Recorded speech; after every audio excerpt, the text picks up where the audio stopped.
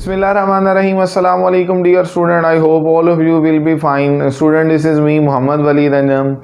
Student, in the last lecture we have discussed in very detail about the electric potential and the potential difference. Student, today's topic is quite relevant with our previous lecture. The topic for today's discussion is electric field as a potential gradient. तो आइए देखते हैं electric field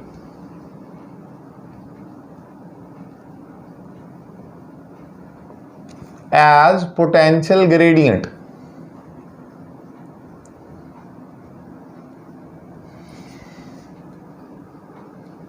वही discussion है almost हमारी, इसलिए हम ये बात पढ़ चुके हैं कि अगर हमारे पास दो ऑपोजिटली चार्ज प्लेट्स हों तो उनके दरम्यान में एक इलेक्ट्रिक फील्ड मौजूद होती है जो कि पॉजिटिव चार्ज से नेगेटिव चार्ज वाली प्लेट की तरफ होगी।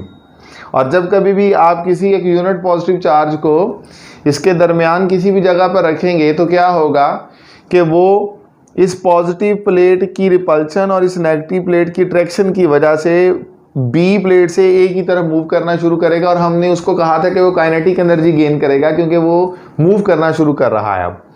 और हमने क्या करना था, हमने उस चार्ज को जो प्लेट ए पर आ चुका है, जिस प्लेट ए पर उसकी पोटेंशियल एनर्जी यू ए थी और प्लेट बी पर पोटेंशियल एनर्जी यू बी थी, और प्लेट ए पर जो पोटेंशियल था वो वी ए था और प्लेट बी पर जो पोटेंशियल था वो वी बी था।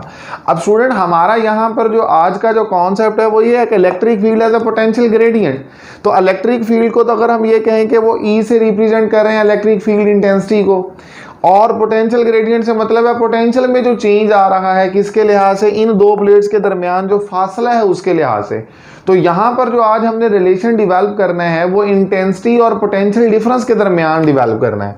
तो मैं उसके लिए लिख भी लेता हूँ, आपकी बुक पे ये लिखा भी हुआ है कि हमने एक रिलेशनशिप डिवेल्प करना है, relation between electric field intensity E and potential difference delta V, इनके दरमियान में हमने एक रिलेशन डिवेल्प करना है। तो बहुत ही आसान सा काम है। हम लोग ये बात पढ़ चुके हैं कि जब आपने इस चार्ज को प्लेट ए से प्लेट बी की तरफ लेकर जाना है तो आपको इस पर वर्क करना पड़ता है, जिसके लिए हमने ये पहले डिस्कशन की है कि अगर चार्ज क्यू नॉट को मूव करवाना है आपको ए से बी तक तो आपको उस पर वर्क करना पड़ेगा। ए से लेकर बी तक मूव करवाने के लिए जब आप वर्क करेंगे तो उस चार्ज के अंदर एक एनर्जी स्टोर हो जाएगी जिसको हम उसका नाम देंगे इलेक्ट्रिक पोटेंशियल एनर्जी, और उसे डेल्टा यू का नाम देंगे, और वो इन दोनों पॉइंट्स की एनर्जीज के डिफरेंस के बराबर होगी। अगर आपने चार्ज को ए से बी तक लेकर जाना है तो हमने उसके बारे में क्या पढ़ा था कि आपको एक फोर्स लगाना पड़ेगी against the direction of the electric field. तो उसके लिए ये सारी टर्म्स जो हैं ये मैंने पहले से प्रीवियस लेक्चर के लिहाज से लिखी भी हुई हैं। तो जब आप स्टूडेंट इस पर देखेंगे, चूंकि आपको वर्क करना है और जो वर्क है वो आप लोग पढ़ कर आए हुए हैं किसके इक्वल होता है, एफ डॉट डी के इक्वल होता है।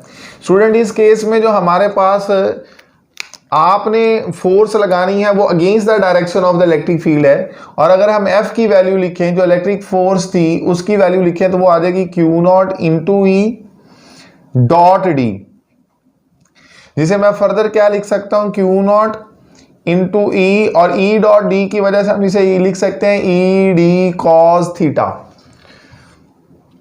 स्टूडेंट देखें, चूंकि चार्ज को हमने मूव करवाना है against the direction of the electric field, तो ये कॉन्सेप्ट क्वाइट इजी है हमारे लिए कि इलेक्ट्रिक फील्ड की डायरेक्शन आप देख सकते हैं प्लेट बी से प्लेट ए की तरफ है, और डिस्प्लेसमेंट जो चार्ज ने कवर करना है वो ए से बी की तरफ है।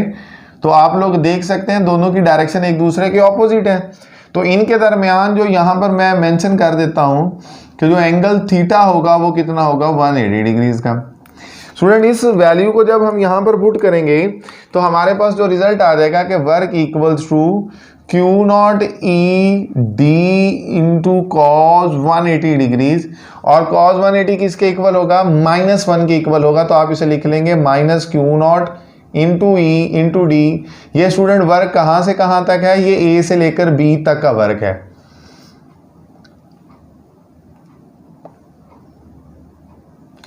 अब यहां पर ये माइनस साइन क्या इंडिकेट कर रहा है, ये माइनस साइन ये इंडिकेट कर रहा है कि हमारे पास जो वर्क हो रहा है वो against the direction of the electric field हो रहा है, और इलेक्ट्रिक फोर्स क्या थी, क्यू नॉट ई थी। अब स्टूडेंट इसको मैं प्रीवियस लेक्चर के जो हमारी डिस्कशन थी उसके साथ रिलेट करने जा रहा हूं। आप इसको डायरेक्टली ऐसे भी लिख सकते थे कि हमने पॉइंट ये बताया था आपको कि जो एक्सटर्नल फोर्स है वो मैग्नीट्यूड में इलेक्ट्रिक फोर्स के इक्वल होनी चाहिए और डायरेक्शन में उसके अगेंस्ट होनी चाहिए। तो आप इसको लिख सकते हैं external force equal to minus q naught E.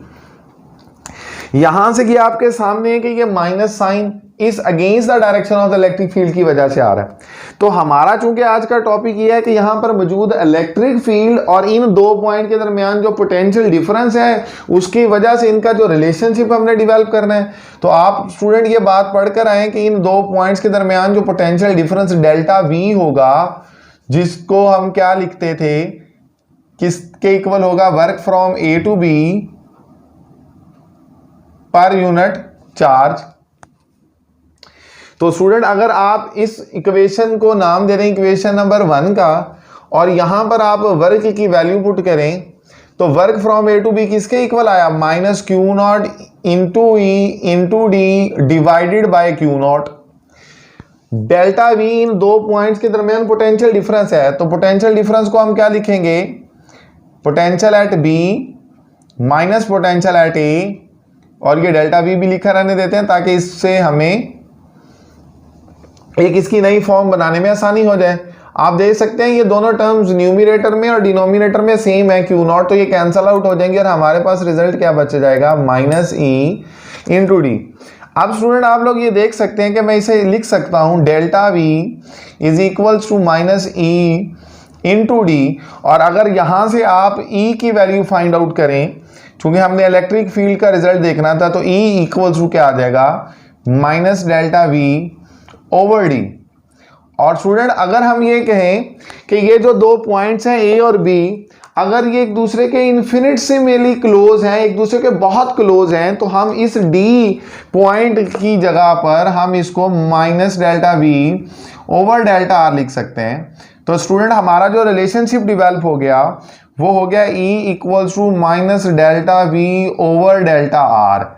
Student आज का जो हमारा टॉपिक था उसमें हमने यही बात स्टार्ट पे लिखी थी कि हमने एक पोटेंशियल डिफरेंस डेल्टा वी और इलेक्ट्रिक फील्ड ई के दरमियान एक रिलेशनशिप डेवलप करना है। तो ये रिलेशन हमारा डेवलप हो चुका है। स्टूडेंट इस रिलेशनशिप को अगर हम एक्सप्लेन करें तो ये जो टर्म है delta V over delta are, इसको हम लिख भी देते हैं the term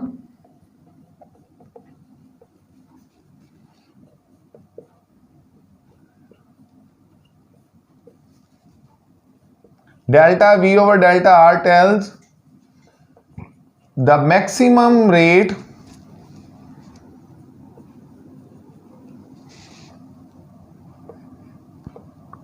maximum change of potential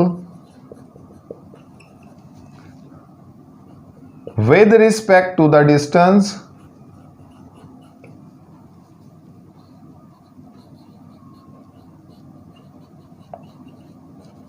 between the plates. In plates के दरमियान डिस्टेंस के लिहाज से जो पोटेंशियल में मैक्सिमम चेंज आता है, ये जो हमारे पास टर्म है कॉल्ड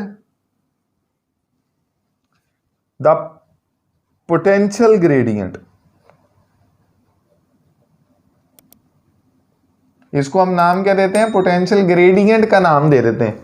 और इसी इक्वेशन में ये जो माइनस साइन है ये हमें किसके बारे में बताता है, आइए वो देख लेते हैं। Negative sign indicates the direction of E towards the decreasing potential, कि जो इलेक्ट्रिक फील्ड ई की डायरेक्शन थी वो डिक्रीजिंग पोटेंशियल की तरफ है।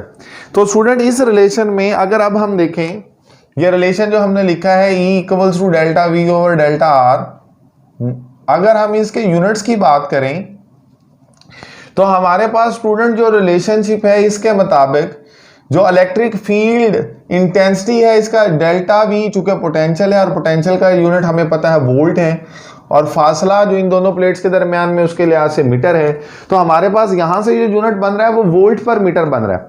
लेकिन स्टूडेंट जो हम पहले रिलेशनशिप पढ़ चुके हैं ई इलेक्ट्रिक फील्ड इंटेंसिटी, जिसको आपने कहा था फोर्स पर यूनिट चार्ज क्यू नॉट, तो उसके लिहाज से अगर हम देखें तो इसका रिलेशनशिप है हमारे पास फोर्स न्यूटन और चार्ज कूलम। तो यहाँ पर देखें तो हमारे पास जो यूनिट आता है वो न्यूटन पर कूलम आता है और यहाँ पर जो यूनिट है वो वोल्ट पर मीटर आता है। तो हमारे जहन में एक सवाल आता है कि क्या ये जो इक्वेशन है ये डायमेंशनली करेक्ट भी है या नहीं करेक्ट। तो लिहाजा हम इसके यूनिट के लिहाज से अगर देखें तो बज़ाहिर तौर पे तो हमें ये लग रहा है कि ये दो डिफरेंट यूनिट हैं और ये स्टूडेंट के माइंड में एक कॉन्सेप्ट बनता भी है कि ये एक डिफरेंट टर्म्स हैं, तो लिहाजा इनके यूनिट्स भी डिफरेंट हैं और ये आपके सामने शो भी हो रहे हैं। तो लिहाजा ये आपको एक सवाल भी पूछ लिया जाता है कि show that the units volt per metre is equal to newton per coulomb. तो स्टूडेंट इसकी अंडरस्टैंडिंग के लिए हम देख लेते हैं कि हमारे पास ये जो इक्वेशन थी E equals to delta V over delta R, इसको हम अगर देखें तो हमने लिखा वोल्ट पर कूलम। अभी स्टूडेंट हम पढ़कर आ चुके हैं, मैं यहां पर अलहदा से लिख भी देता हूं कि जो वोल्ट था वो किसके इक्वल था, वो था जाउल पर कूलम। तो वोल्ट की जगह पर आप लिख सकते हैं, सॉरी यहां पर ये मीटर था, वोल्ट पर मीटर। तो volt is equal to joule per coulomb divided by metre. तो जाउल अगर हम इसको नीचे ले जाएं कूलम को तो ये हो जाएगा joule into over coulomb metre. और जाउल हमें स्टूडेंट पता है किसके इक्वल होता है, न्यूटन मीटर। और ये कूलम मीटर मीटर से कैंसिल हो जाएगा और आप लोग देख सकते हैं हमारे पास यहां पर भी जो रिलेशन बन जाएगा वो न्यूटन पर कूलम बन जाएगा। तो लिहाजा वोल्ट पर मीटर जो होता है that is equal to newton per coulomb, ये हम कह सकते हैं, मतलब हम ये लिख सकते हैं कि volt per metre is equal to newton per coulomb. ये हमारा प्रूव हो चुका। Student I hope you have really learn this topic. Please don't forget to like and subscribe our channel. Thank you very much. Allah Hafiz.